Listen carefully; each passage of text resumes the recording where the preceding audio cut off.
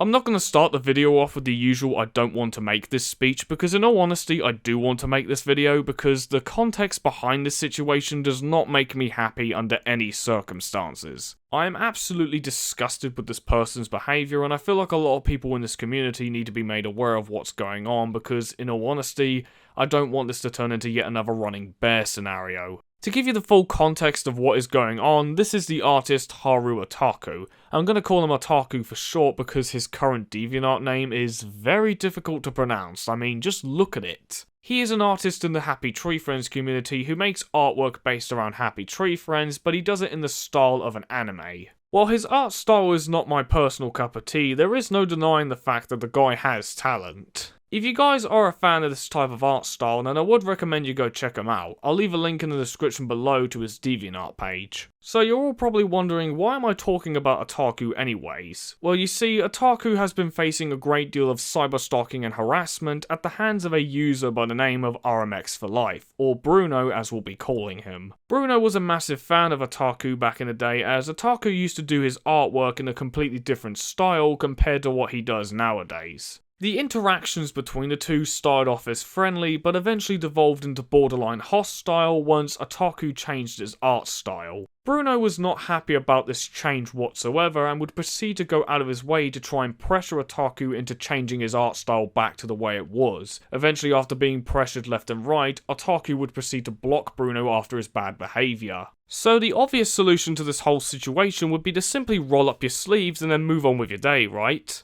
Right? Well, except Bruno didn't seemingly do this. Instead, he would go on a tirade and would dedicate his entire free time to cyberstalking and harassing Otaku. Yeah, I think you all know where this is going, making relentless schizo posts about the guy, going out of his way to falsify evidence against him, encouraging other users to block and harass him, and of course, making alternate accounts just to pressure him into unblocking him. I don't think I need to explain to my audience why this is extremely obnoxious behaviour. I mean, just look at it. He has literally been told by many users, including myself, to stop this behaviour at once, but unsurprisingly refuses to get it into his head, instead choosing to double down on this behaviour and even going as far as to target those who dare have the audacity to block him. So if you do come across his account, I would recommend you block and report him, because he has made it very clear that he has no desire to change whatsoever and has no intentions of stopping anytime sooner. This video was not only made to spread awareness of the whole situation, but also to warn people in the community as a whole. Because I didn't want this to turn into yet another running bear scenario where someone gets harassed off the internet after having to deal with it for so long. So if you do come across Bruno's account, do not interact with him whatsoever. Just block and report him. He's made it very clear that he has no desire to stop whatsoever, so it's probably best to keep a clear distance from him. Anyways, now that's all out of the way, it's time for me to get back to work on my animations.